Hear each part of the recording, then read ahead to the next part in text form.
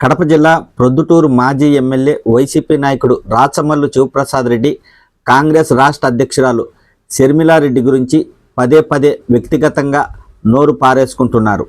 ఆమె గురించి మాట్లాడే అర్హత మీకు లేదని ప్రొద్దుటూరు నియోజకవర్గం కాంగ్రెస్ పార్టీ ఇన్ఛార్జి ఇర్ఫాన్ బాషా మండిపడ్డారు. మీడియాతో ఆయన మాట్లాడుతూ దివంగత నేత వైఎస్ రాజశేఖర రెడ్డి బ్రతికి ఉంటే షర్మిల పేరు మీరు ఉచ్చరించే ధైర్యం ఉండేదా అని ప్రశ్నించారు. ముందు విద్యుత్ కొనుగోలు అవినీతిపై సమాధానం చెప్పాలని ఇర్ఫాన్ బాషా కోరారు. మరి ఉలిక్కి పడతారు. సంబంధం లేనప్పుడు గమ్మునుండండి. ఎందుకు అంత ఉలిక్కి పడుతున్నారు? మీరేమో 2000 కోట్లు 3000 కోట్లు ఇస్తే ఇక్కడ షర్మిలారెడ్డి గారు మాట్లాడారని మీకు చెప్తా ఉంటే గత 15 రోజులు 20 రోజుల ముందు మాకు ఒక మీటింగ్ జరిగింది, అంతర్గత మీటింగ్. అందులో వైఎస్ షర్మిలారెడ్డి గారు ఏం చెప్పారంటే, నాకు మా బంధువుల దగ్గర నుంచి అన్న దగ్గర నుంచి మాకు సమాచారం అందింది, నీకు మీ ఆస్తి నీకు ఇచ్చేస్తాము, నువ్వు ఎటువంటి వ్యాఖ్యలు చేయొద్దు జగన్మోహన్ రెడ్డి గారి గురించి అని చెప్పి చెప్పినారంట. కానీ ఆమె ఏం చెప్పింది, ఒక్కటే చెప్పిందంట, మేడం నేను డబ్బుల కోసం రాజకీయం చేయడం లేదు, ఎవరో వ్యక్తిగత ఎజెండా కోసం నేనైతే రాజకీయాలు చేయడం లేదు, నా హక్కు వారు ఇస్తే ఇవ్వని లేకుంటే లేదు, కానీ నేను ఒక రాజకీయంగా నేను ఒక రాష్ట్ర అధ్యక్షురాలుగా నేను మాట్లాడుతున్నాను, నాకు రాజకీయం వేరు ఈ వ్యక్తిగత వ్యవహారాలు వేరు అని చెప్పి ఆమె స్పష్టంగా చెప్పడం జరిగింది. కానీ ప్రజల్లో ఈయన పూర్తిగా భిన్నంగా చెప్తారు.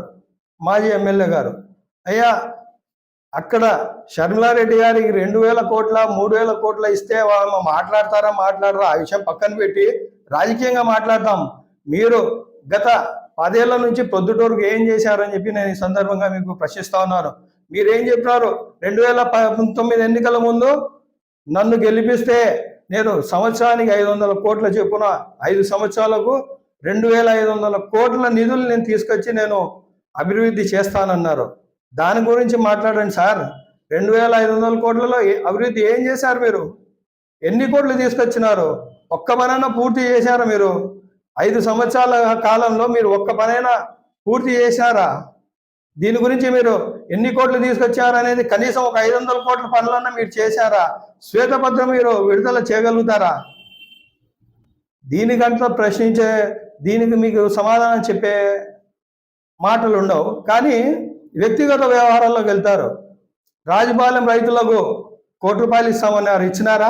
ఆ రైతు ఒక్కడన్నా ఉన్నారా? ఆ రైతులను పిలుచుకురండి, దీని మీద చెప్పండి. మీరు దర్గా ₹1 ఇస్తామన్నారు, దర్గాకి ఎంత ఇచ్చినారు? 2 సార్లు ప్రోగ్రాం పెట్టుకున్నారు. రాచమల్లు ₹1 వితరణ అని చెప్పి పెట్టించుకున్నారు హెడ్లైన్స్. ఎంత ఇచ్చినారు? 20 లక్షలు ఇచ్చినారు.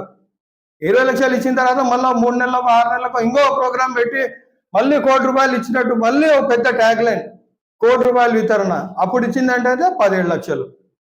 దాదాపుగా మీరు ఇచ్చింది ఎంత అండి? 35.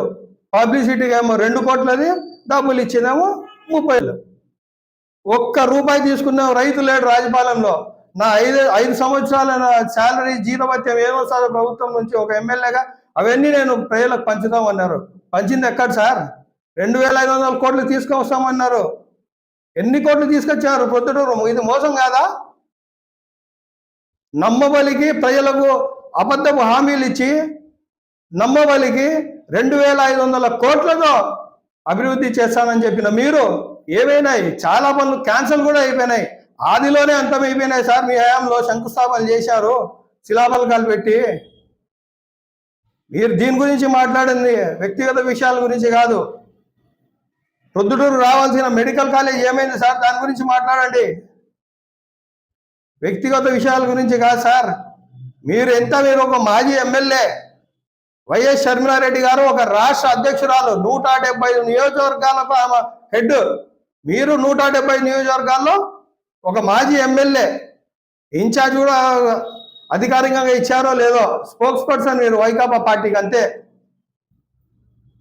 మీకు వైఎస్ షర్మిలారెడ్డి గారిని విమర్శించే అర్హత లేదు. మీకు అంత స్థాయి లేదు, మీకు అర్హత లేదు.